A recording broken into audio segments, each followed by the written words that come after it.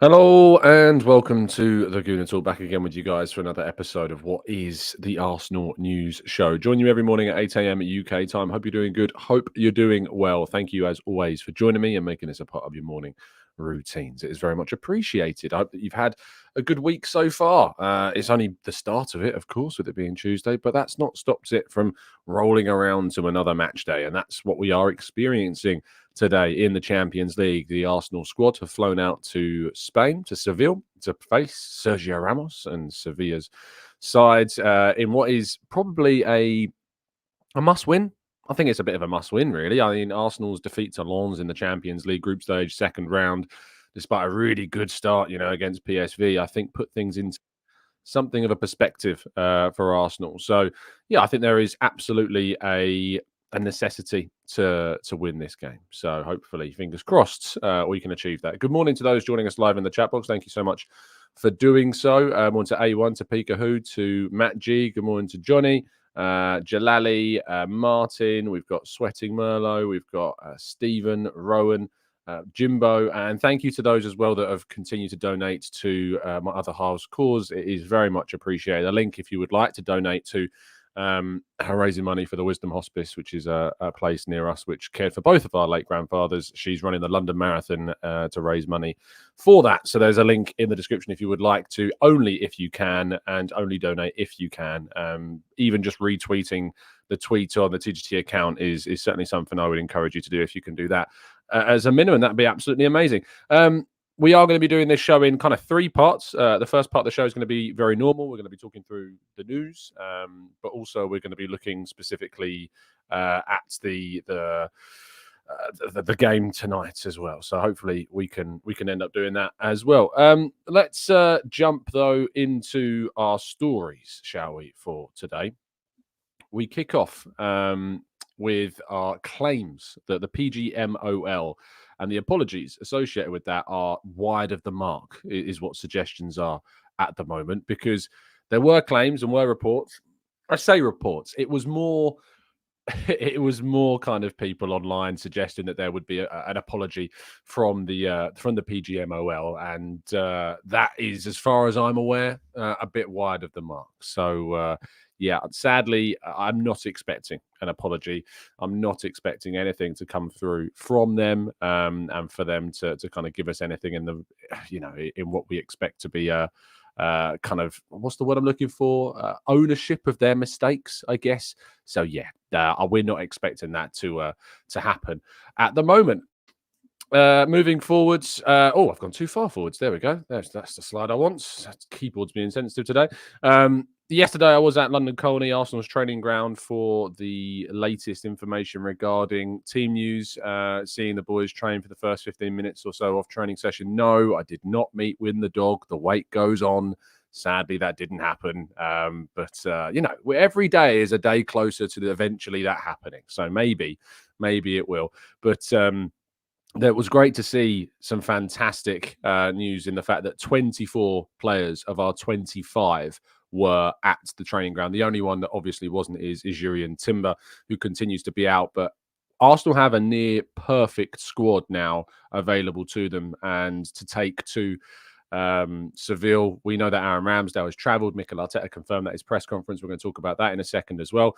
But overall, really positive news surrounding not only, of course, the training ground, not only, of course, the availability, but seeing all the players in fine spirits after what was, I think, to them a bit of a disappointment. There's some interesting stories kind of about how the players were not pleased at all after the defeat, after the draw, because they'd not gone on to win it. And that's the attitude of the team. That is the attitude. Zungtar says, did you ask why Fabio Vieira didn't play? Yes, purely tactical. There is nothing. There's nothing regarding kind of any other stories to this. It is purely a tactical decision that he didn't play. So there you go. I hope that answers any of your questions that you had on the Fabio Vieira thing. It was purely being left out for tactical reasons. So let's talk about the press conference. because it's really important that we kind of hear from the manager after he's obviously made these decisions regarding Raya, and there's a lot of specificity about the decision making that's gone on. He was asked about whether or not Ramsdale's in the squad, to which he said yes, but also the fact that David Raya and whether or not he's under pressure at the moment, and he says I haven't seen that at all. He was asked about if it's unrealistic that people expect him to constantly change the goalkeeper, and he says, I don't know. It depends on where that is coming from. Is it someone from football, when errors are part of football and mistakes happen from defenders, for strikers and for goalkeepers? For sure, no. And it's interesting that he says, I don't know where this is coming from, because it's coming from him. He's the one that said that they would change the goalkeeper. He's the one that said that he's been tempted to change the keeper in one game, not just specifically between games, but actually as a substitution. So it's a bit odd that he came back with, I don't know, it depends where it's coming from, because it's come from him. So yeah, I think he may regret some of those comments that he's made at Everton when he first brought David Raya into the setup. So yeah, he was asked if there's added pressure as a goalkeeper, and he says there is a pressure of playing for big clubs where you have to win and you have to be at your best and you have someone next to you that is pushing you every single day. But we can go player by player or position by position. You will tell me what's happening with the left back, the holding midfielder. You've asked Jorginho a question already, and Gabriel Jesus is here, and there's another question on that. That's the debate, and that's the beauty of the game, as well as the fact that you have a lot of options, is going to make those talks more frequent.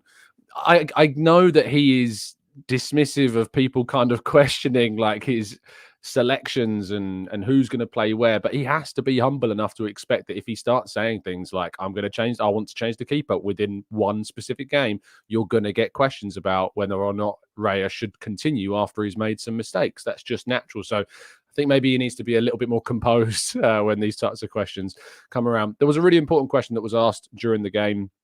During the press conference, which was on if there is any concerns over racist abuse tonight, or tomorrow night, being tonight, of course, when it was asked, following the incidents in Sevilla's last game against Real Madrid. And he said, Sevilla reacted in a really strong and quick way, which was great. Let's enjoy a beautiful football atmosphere. It doesn't get much better than here, and I'm just hopeful that we can only talk about football and enjoy that atmosphere tomorrow.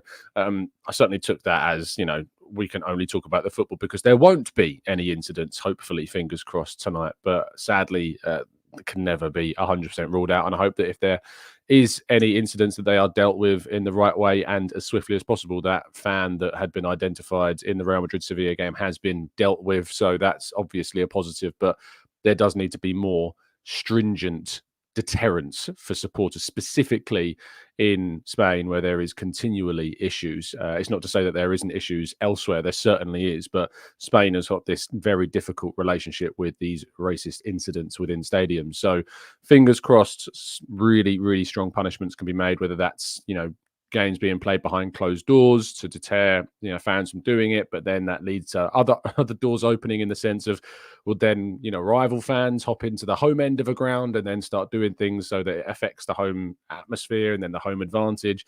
It's very difficult to balance these things. So hopefully there are no incidents tonight. But you can read and listen back, of course, to the full press conference on the football.london website, and you can watch the full press conference on the Arsenal Way as well. So I encourage you to do so.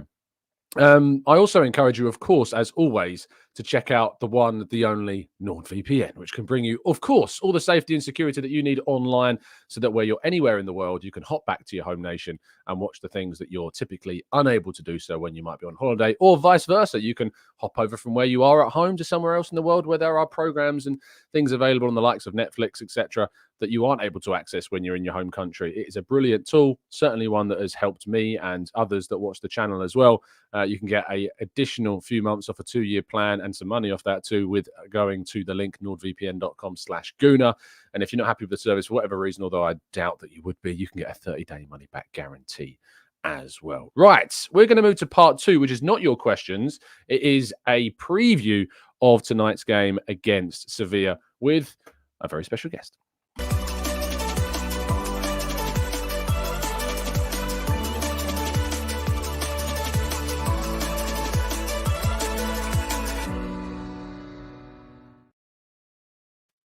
We're joined by Mike. Mike, how you doing, mate? You good, you well? I'm very well, thanks, Tom. Great you to are be my here. reliable associate when it comes to these 8 a.m. previews, being based where you are based, of course, over. Yeah, it's sort of easy for me. Very easy indeed. But no, it's good to see you. Good to speak with you once again. How are you feeling about this game in particular? Probably slightly different than I did a couple of weeks ago. Obviously, we were possibly expecting a little better at the weekend, and we certainly weren't expecting Sevilla to get the boost of a draw against Real Madrid.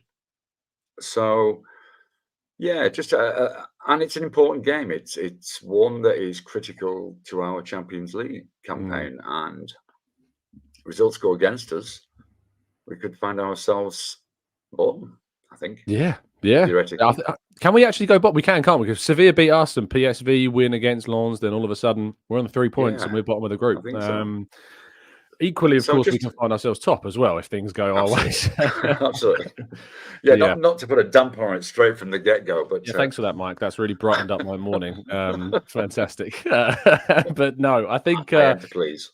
There is obviously threats involved in this. The man on the screen here, Youssef En-Nesyri, had strike a link with Arsenal in the past. Certainly is going to be one of those threats. Arsenal are going to have to navigate Sergio Ramos and co as well in the defensive line. I did check that stat I came up with yesterday, which was this is the first competitive game that Sergio Ramos has played in against Arsenal since that famous Thierry Henry goal in the Bernabeu. It has been that long since Sergio Ramos played Arsenal. Do you remember that game, Mike, back in 2006? I do. Yes. It was quite a special evening, fair to say. It was. And let's hope for another one tonight. Let's put it back on the positive. Yeah, we won't see Thierry Henry running through, but we might see some other players. So I think it's probably apt that we now switch to who we think, or not who we think, but who we would like to start this game. Mike, we start with your team. That transition like perfect with Ødegaard. Oh, look at that. You see how like Ødegaard just merges from one slide to another. I didn't realize I'd done that. Cool. That was glorious. Great work, moving. I like that a lot. But talk me through your team, mate. Okay, as you said, this is a preferred team. I think there's one probable change to what's in front, but just in case you're listening to this, it's Ramsdale, White, Saliba, Gabriel, Tommy, Rice and Partey, Ødegaard, then Saka, Jesus and Martinelli is the starting 11 of what is likely to be a squad game, I think. And Ødegaard, just our man. Absolutely, yeah. He's due a performance that we know he's capable of. Have you been worried about the form that we've seen in some of these games? Like Spurs, he was quiet. Man City, he was okay, but still quite quiet. And then obviously he was near invisible against Chelsea. Is that worrying you? I look, every player has a time when they're not at their best. I think that potentially, obviously, was coming back off two 90-minute performances for Norway. Yeah. I think in the international break, and one which obviously psychologically probably wasn't very happy. Yeah. And so, and I think the Premier League. Some Premier League teams, some of the more astute managers have worked out that he's a man to try and nullify in terms of how they position, how they set up. Ødegaard gets a free run, some spaces, and he'll cause damage. And certainly Chelsea's midfield at the weekend was athletic, was on his case constantly. So it's probably on my radar, rather than being a major concern at this stage. But I think he's big enough and ugly enough to push through this and get back to where we know he can be. Yeah, absolutely. I agree. I would start him in this game. I wouldn't drop him. I think it's the only way you get players into form is by playing them and giving the opportunity, which is one of the reasons actually why I've gone a slight change to your team and gone with Kai Havertz as a centre forward, which I think it's not a controversial decision by any means. He really impressed me when he came on against Chelsea, and Jesus didn't have the best of games against Chelsea. I know that that's a slight contradiction to saying that players can play themselves into form by playing, but there are some times I think where you can switch some players in and out, and I think that. Against the likes of Sergio Ramos, we might need that aerial ability, that ability to win those aerial duels. And so certainly Kai Havertz comes into the side. For me, I'd like to see him given an opportunity. I'm really kind of not, I think done might be say too harsh, but I'm kind of finished with the whole midfield role of Havertz. I want to see him given opportunities playing as close to the box as possible, because I think that's the best chance we've got of raising his confidence and the ability of him to get involved more so in games. A question, Dave says, is Fabio Vieira fit? I just want to reiterate this. I was told at the training ground yesterday that his absence from the Chelsea game was purely tactical. He was training yesterday. He was there. He was fit. He was fine. And it was purely tactical that he was left out of the game on Saturday. So he should be, unless it's again tactical reasons, to be left out of the squad again. So yeah, let's see. That said, they did say it was tactical reasons for Gabriel, and people have made their own minds up about that at the start of the season too. So it's not to say that people aren't still going to have their own opinions about why certain players are being left out. But the rest of the team is the same as Mike's: Ramsdale, White, Saliba, Gabriel, Tomiyasu Partey, Rice, Odegaard, Saka, Martinelli. I suppose, Mike, the bigger talking point as well is Aaron Ramsdale being included in this. He has travelled, as Arteta confirmed. I've been going back and forth about this. Yesterday, I talked quite strongly, and I know that you on the channel have talked quite strongly about your desire to see Ramsdale. And I was speaking to a friend of mine, Wayne, who in a group, and he sent an interesting kind of statistical kind of image through, because he's still very much on the side of, I think Raya should continue. To which he said, graphic, and I'll read you through the stats. They've both played now 6 games in all competitions. They've both had 540 plus minutes of action. Raya, 241 passes to Ramsdale's 167. 192 successful passes for Raya, 111 for Ramsdale. 79.7% passing accuracy for Raya, 66.5% for Ramsdale. 91 long passes for Raya, 79 for Ramsdale. 44 successful for Raya, 24 for Ramsdale. So that's 48.4% success rate on those for Raya and 30.4 for Ramsdale. 305 touches for Raya, 211 for Ramsdale. 50 times possession was lost with Raya. 57 times possession was lost with Ramsdale, which means that there's a 16.4% of possession loss for Raya and 27% possession loss for Ramsdale. So even though that I've been sitting here and, agreeing with you now, but I'd like to see that Ramsdale given the opportunity to stake his claim again, those stats are pretty one-sided, it's fair to say. Yeah, they're surprising, but they are what they are. I think there's no doubting that Ray's a good keeper. I mean, it's not because I think Ray is dreadful that I think Ramsdale is worth a shout. I've actually been, much as though I'm an advocate for giving Ramsdale another crack at this, I've been swinging a little bit on this one, probably more so than any of the past 2 or 3 games, because if there is a school of thought that Ramsdale isn't quite as good as Raya in the air. If Sevilla, which we think they might push a lot of balls in through in the air through box, in the air through into the box, then and that's why I think I've gone for Tommy as well. I want someone who can compete with Ramos, who's, whichever way you slice it, irrespective of whether he's 79 or not. The reality is probably still one of Europe's most dangerous players in the opposition box. And although Raya hasn't been on the eye test, hasn't been particularly convincing picking balls out of the air, theoretically that's one of his strengths. So, and then maybe there's a Spanish thing as well. So I have been flipping a little bit on is this the game to throw Ramsdale in, or would he be better winning at the weekend against Sheffield United when it's back at Planet Familiar, and that's a good way to put him back in. So I think Ray will start. I do think Arteta will start Ray tonight. And Ramsdale might do. I'm 50-50. I really am. I really don't know. It's difficult. I know Arteta's very stubborn. And so he might, despite he might have been considering playing Ramsdale, but being asked over and over again about it may change his absolutely. mind. You can absolutely see some petulance maybe sneaking in, and he has to choose who he thinks is the better option for the day. And if he thinks that's Ray, I'm as much a supporter of Arteta as the next guy, unless that next guy is like his biggest critic, I suppose. But I think for Ramsdale to go, obviously going through the personal situation he's had recently over the past weekend, to then fly out to Spain. If he goes and then doesn't play, he's going to think, well, I might as well have stayed with my newborn baby, in some ways. Sure. Some people might look at it that way, but I think I certainly would if I was in that position.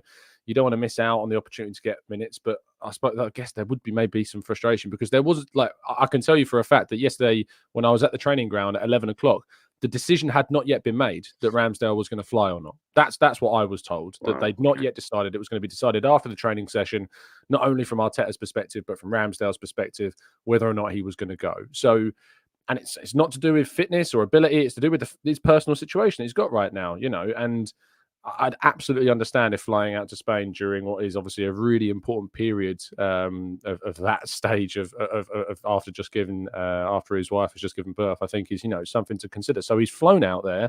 If he doesn't play, I would be a little, I'd be a little upset for the guy, to be honest. Yeah, it certainly wouldn't contribute to the Ramsdale being treated harshly. Yeah, and Rob, I'm just telling you now, it certainly is up to him as well on this specific occasion. It is, and this isn't a discussion or a debate. That's what I am told. So, there you go. Go on, carry on, Mike. I interrupted you. Sorry. No, if he's flying out, that may be a sign. As much as we can read anything into anything, maybe he's been persuaded that, look, this is. If I was in his position. And was given the choice of, look, Aaron, look, Mike, here's your chance to get some minutes in this Champions League game. If you can fly out, then I'll be on the plane. Yeah. I hope that he does start. Yeah, because I think it's about opportunity. It's about and for me, I think that the treatment is what's harsh personally, because I think that getting us into the Champions League was a massive, Ramsdale was a massive part of the reason how we got back into the Champions League with his performances last season. And because he didn't start him against PSV, it created a story. It created a story more so than it needed to be. Had Raya, there wasn't really too much controversy about him starting him against Everton for me, because it was like, when soon as Raya came in for the Everton game, it's like, right, you've signed this goalkeeper that's as good as your first goalkeeper. You want to give them both opportunities. It's a great chance to throw in him after the international break. Ramsdale will play against PSV in the Champions League. And then it was like, no, like he's just not in the squad, not in the team at all. And now he's played one game since that international break, which was the Brentford League Cup game. And if you're saying that these goalkeepers are as good as one another and they're pushing each other, to relegate your number one to just the domestic cups, if you're saying they're as good, then you should be as comfortable using him specifically in those Champions League games. There you go. And it's and as we said before, it's the incongruence of what we've been told initially versus what we're seeing in reality now. This is not what Arteta said at the start of the day. It's Ray as the number one. And do you wish you'd just kind of say that? Yeah, I do. Yeah, we've got your mate in as a from Brentford as the goalkeeper coach, and now Ray, you're the number one. Ramsdale, go find yourself another club where you can play football and be appreciated. We'll wait and see if that turns out to be the case. Right, we're going to go into the chat box a lot more. We'll go into the chat box and tackle some more of your questions in part 3.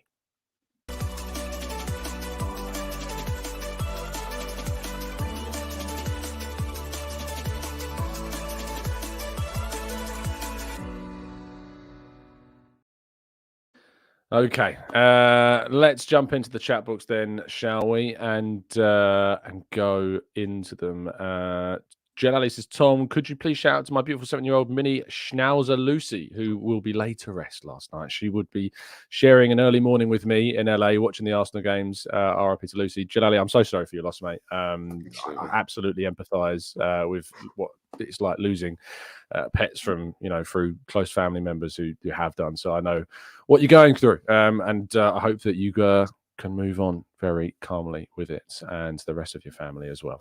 Martin says the Raya situation is exactly the sort of scenario Elliot was referring to the other week, persisting with something until it costs us, which it almost did against City, and it effectively did on Saturday. Is that, I think, a fair representation? I'm not necessarily sure that it is, because the statistics, as we've been showing, show that Raya is doing a lot, in games, and is certainly upgrading in certain areas as well of what Ramsdale does. But if you persist with that style of playing it short, and you're seeing these big things like Palmer and Alvarez, eventually it will come back to bite you, surely. Yeah, absolutely. I mean, you've got to look at the opposition we played with them both as well. I think you can't just sort of say, hey, look, here's a bunch of stats. And as has already been said in the chat box there, there's the eye test there as well. And I don't think it's, it doesn't just, Ray was brought, or one of the reasons why Ray was liked initially was his apparent calmness on the ball. Yeah. There hasn't been a calm there the last couple of games, and won't instill confidence in those around him. And I think that's important too. So to say that it effectively cost us on Saturday, well, I think it maybe didn't help. Certainly his positioning was not where I would be on a cross, or where I expect a goalkeeper to be on a cross. But yeah, it's not about one keeper being, and I want to keep on reiterating this. It's not about one keeper being bad and the other one being great. It's about giving them both a chance to continue to grow, to continue to do the best for the team. It's not about whether you're in the Ramsdale camp or the Raya camp. It's about what's best for us right now to get the results we need. And this is a big one tonight. Frankly, I couldn't give a toss who starts and go as long as we win. I couldn't care less who starts and go if we're winning. I don't care. But obviously, the performance against Chelsea from Raya had an impact on the result, hence why it is now a discussion, and hence why we are talking about it. Sophie, good to see you in the chat box, my friends. Highbury scored. Make sure you're subscribed if you're not already. Sophie says Zinchenko has cost us, and yet he still gets picked. Both of us chose Tomiyasu, Mike, in our squads for tonight. Did you do that? I know you mentioned that, like, the physicality that he brings with players that Sevilla have got, but is there also something to do with Zinchenko's performances that made you pick Tomiyasu for your team? No. To be absolutely frank, it was. If I dare be tactical, it was really. I see the threat from Sevilla being in the air, and I think Tommy provides us in the same way that Tommy was brought in last season for against Liverpool for a reason that he just might be the best fit. I think it's a similar case for tonight. I haven't a problem with Zenny. We know what he brings in terms of advancing the play, progressing the play, whatever you want to call it. We know that he's not. I thought he defended quite well against City, actually. I didn't think he did a great deal wrong. I was actually quite impressed. He did sit a little further back.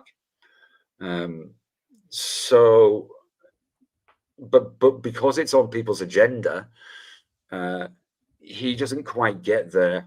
Then the rest of his 10 good defensive actions he's taken during a game will be forgotten.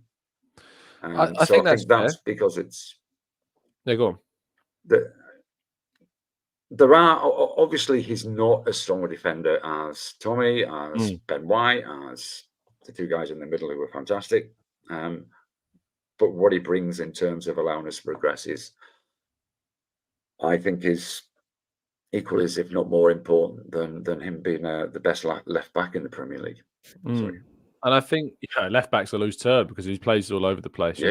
And I like Zinchenko as a footballer. I think that he brings so much suffocation in certain games to the opposition because when you've got that extra midfielder basically playing out, you can trap the opposition in their own half. And I think we did that against Bournemouth. I use that example. Sure. I think with Tomiyasu, what you get is someone that is obviously a lot more astute, but is learning to play that system. He is when he came on against Chelsea, he was immediately like between Rice and Jorginho, and Rice and then Smith Rowe when he came on as well. He was up in the midfield. He was really inverted when he came on. So it's not just you're changing the structure. The structure isn't necessarily changing all that much with Tommy coming in because he's being expected to play more like Zinchenko. But he showed great composure in moments again. There was a moment against Sterling, I think, in the Chelsea game where he showed fantastic defensive physicality and ability to stop Sterling from having an impact on the game. So certainly that's a real positive to focus on. I think it's been fantastic to have them both. I think the option, the horses for courses thing is I think where I'm at it on this. And if Tommy can pop up in the box occasionally and knock a head down to create to be part of a winning goal against City, but he's been great this season. I've really enjoyed it when Tommy's coming on. Yeah, he has. I think he's been one of the most underrated players, I think, in our squad this season, Tomiyasu. I know he had the red card against Palace, but that wasn't a red card. And, it was a ridiculous decision. And maybe that's kind of clouded a few people's minds on Tommy. But he has been, I think, one of the most underrated players in the squad this season. Lawns on highlight says, TGT, is Timber going to be fit for the second half of the season?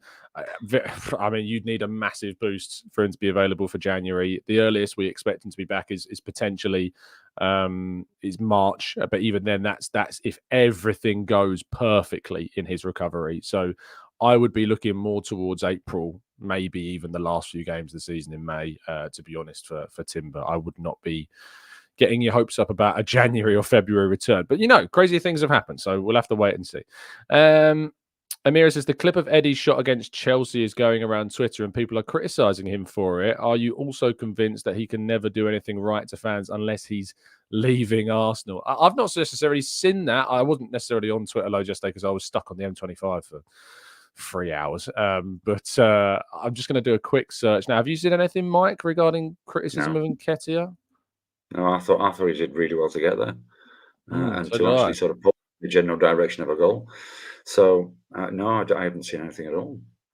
Yeah, I'm just trying to scroll down. I mean, if I'm at the top of my Nketiah tweets and it's coming up, and nothing towards that effect is coming up. I've had to scroll down quite far. Someone says, sick to death with some of the Eddie slander. That chance after the Trossard equaliser, he did exceptionally well to get his boot to it. Unfortunately, a whisker wide, not an easy chance there.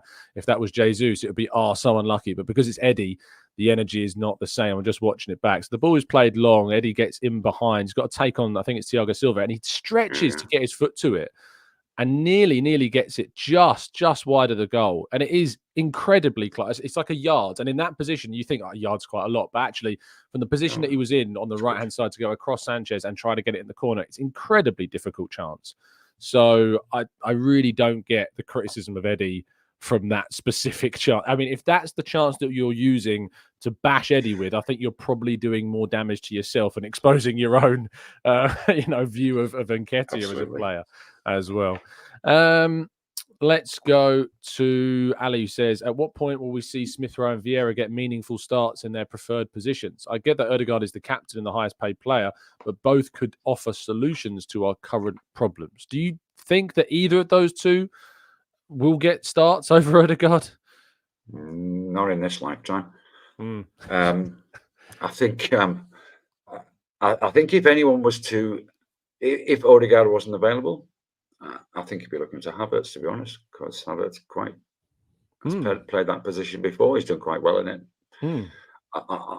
ESR, I would absolutely love it if he succeeded and just took the next step up, but he's not. He hasn't. The team's moved on from where it was 2 years ago when he excelled in this team, and to date he hasn't moved with the team. Now I know he's got injury, he's had injuries, etc., and there's nothing I'd like to see better than ESR take a step up. But at the moment, Arteta doesn't fancy him, and he's done nothing to disprove otherwise on a pitch. So Sad though it is, I think both ESR and Vieira are squad players. We'll get a game against West Ham, which is next week, isn't it?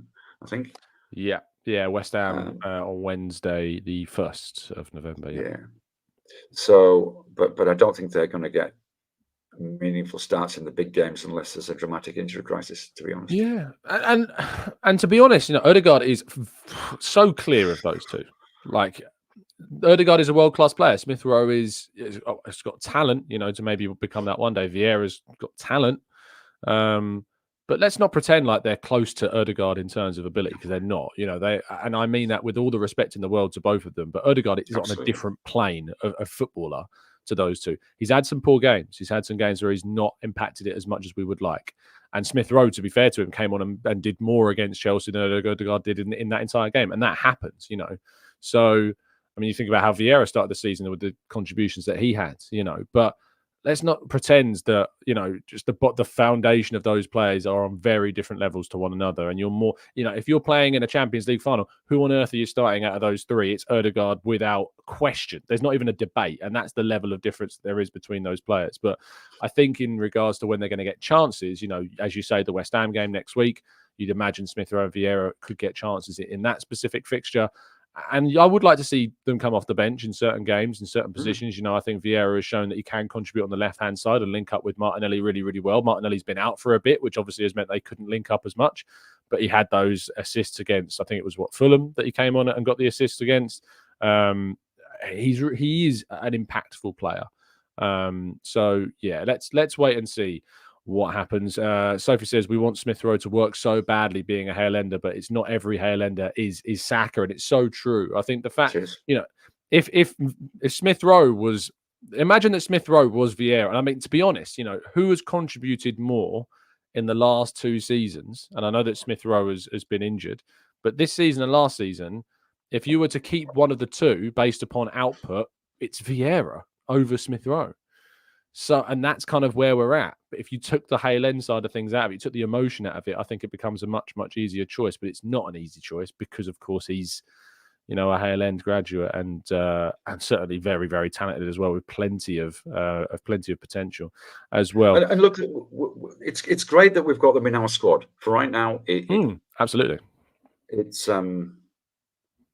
to have the option there. We look at our bench now, and it's a completely different level of quality than it was, or than it has been for a considerable amount of time. And yes, of course, we'd rather have someone come in for that Arteta is keen on playing, rather than someone who's going to sit on the bench all the time. But at the end of the day, we do want to step up. We do want the strongest possible squad, but. Right now, I think ESR and Vieira are good squad players, which will give our first 16 or first 15 or 16 a chance to get a rest. Sophie raises the argument point, which is if we want to win titles, we still need to upgrade, though. Vieira, not good enough. Eddie, the same. Smith Rowe, the same. Jorginho needs to go. Let's be ruthless everywhere. I agree in the sense that I think Vieira and Smith Rowe, from your point, Mike, are good enough squad players. Are Smith Rowe and Vieira ever going to be good enough to start for Arsenal, do you think? No. Do you therefore think that we should try and sign players that are good enough to start and compete with the likes of Odegaard? And B, is that even possible? Well, it's the B that's the issue. Ideally, of course, it would be great if we had 24 players who could walk into any first team in the Premier League, but that's not going to happen because the level of player or the level of quality in those players, it would be very difficult to persuade them to come and sit on our bench for half of the season. So that's not saying I don't. I think there are better players than ESR for the reason I said before. I think we need somebody who Arteta is confident to play as the need arises. So I'm not sure I would. I wouldn't stick with them and be happy with them forever and a day. I think both we could still do. There's somewhere in the middle between getting someone who would start for every Premier League team and ESR and Vieira, which is probably the sweet spot. And of course, Arteta's got to learn how to, which he is, but he's got to learn how to manage his squad and keep them all happy in the same way that Pep does. So yeah, absolutely. That's the other thing. As for Jorginho going, not yet. Not unless you bring Fofana in. Yeah, I think that's the thing, is that, like, you know, people say you need to find someone as good as Rice. I don't think you're going to be able to do that. But what I do think you can do is, in those types of situations where the starting option is, you know, the best of the best, which I think Rice is, you're not going to be able to find somebody that upgrades on him. Now, I say that we shouldn't be looking to replace Nketiah. We should be looking to upgrade on Jesus, and then Jesus replaces Nketiah. Because I think you can do that. I think you can potentially get a centre forward that's either better than Jesus, like an Osimhen, if you can go out and do that. If you can't do that, then you can go out and get a younger striker that you think's got a higher ceiling than Jesus and can develop into somebody better than him.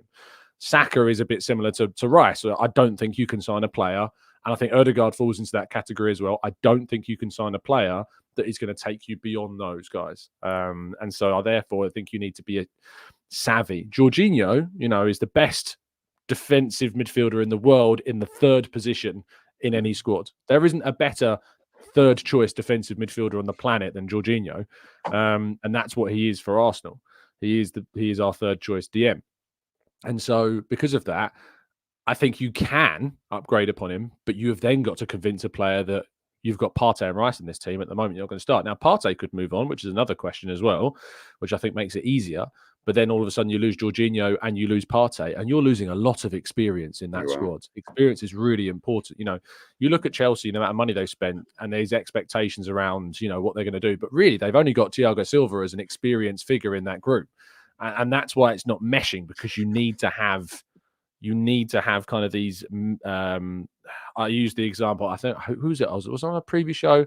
I was talking about Connects. Remember Connects when you were younger, like the toys that used to like connect different things together, and they had little connecting parts. There was like a circular one that had loads of like different entrances for different rods and stuff to make the big structures with. And like, you need those types of connecting figures in your group, because if you don't, you're relying on quite a lot of luck. So I think that having somebody like that is really, really important. We're going to be coming to the end of the show very shortly. So any last queries, we'll get your thoughts on. Falou says injuries impair players' consistency. It's not the player's fault either that they get injured, but the duty is more on the player to get back to full fitness and form. And Sabro says Emil with minutes is a great asset to have, though. I think people underestimate what he adds to our game. He's a goal threat off the bench and something that we desperately needs. It's really difficult to, you know, not want a player like Smith Rowe to succeed and to do it here. It's just the difficulty of seeing whether or not it actually can happen. We'll finish with this question from Rob, who says, do you think Arsenal fans are more reactionary than other fans? Raya, Havertz, Ødegaard, Zini negatively. Some of these knee-jerk reactions are embarrassing. Does it happen in other clubs? I mean, in short answer for me is yes, but what do you think, Mike? Yeah, I don't see any other fan base online that responds quite the way that we do. I think it's quite special. We are unique. Unique is the word. Yes. So look, they do certainly react crazily in other fan bases. I don't tend to follow too many. You know, I don't tend to follow too many other clubs, but Twitter tends to throw up plenty of their suggested people that I should be following, and I see some crazy views thrown around by Man United fans, Chelsea fans, but us Arsenal fans are probably the most reactionary of the group. But maybe that's just because I follow and am immersed more in the Arsenal fan base, so my view on it is slightly, you know, what's the word I'm looking for? Persuaded, skewed, I suppose, towards that. Yeah. So there you go. But Mike, thank you so much for your time and joining me this morning. Very much appreciate it. Very welcome indeed. It's been a pleasure as always. And let's hope for a positive outcome from tonight. Of course, that's what it's all about. Yeah, absolutely. We will wait and see whether or not we can get the result that we need. I sincerely hope that we do. Frankly, I don't care who starts in goal as long as we win. I think we both agree on that point for sure. As long as we win the game, that's the most important thing in the world. Please do show Mike plenty of love in the comment section, the chat box as well. I'd like to say that he's got up really early in the morning to help me with this show, but he hasn't, because he's no, not this time. No, time zones have helped out for his attendance on today's morning show. But we very much appreciate it. Now, I did discuss this in the Discord server yesterday. We didn't do a preview show yesterday because I've recognized that moving the show to 5 p.m. for the previews makes it very difficult for a lot of people to come on. So we are going to be moving the preview shows back to a later time to help the accessibility for more of our members to come on and have a chat about games. So do look out for the preview for the Sheffield United game, probably Thursday around 9 p.m. UK time. So it's because obviously people are working, and most of the people around are based either in the UK or in the US, and that makes things quite difficult with work and things like that. So hopefully people can still jump on. Hopefully you can still get involved. But yeah, I look forward to speaking with all of you in the wake of tonight's game, probably over on the Arsenal way. We'll have an immediate match reaction, and then tomorrow morning at 8 a.m. Of course, we'll be bringing you the reaction show. I will obviously give you a lot of warning regarding when the clocks here in the UK go back. That is happening soon, because what I remember happening last year is I didn't say anything, and then I did a show at like what I would describe as 8 a.m. here, and then people were like, "Where's the show?" And like, it's an hour extra. So if you don't have daylight savings like we do here in the UK, it's going to be an hour later in the mornings at some point, because 8 a.m. will be a different time here than it has. But I'll give you plenty of warning when that is. I think it's might be like the 29th or something like that. But yeah, I'll keep you informed as to when that's. Martin says this Sunday, so yeah, I'll let you know and give you plenty of warning of when that is going to happen the day before it happens. But thank you to Mike again. Really appreciate the time, mate. And yeah, we will see all of you very soon on another show. But stay safe, stay well, and as always, up the Arsenal.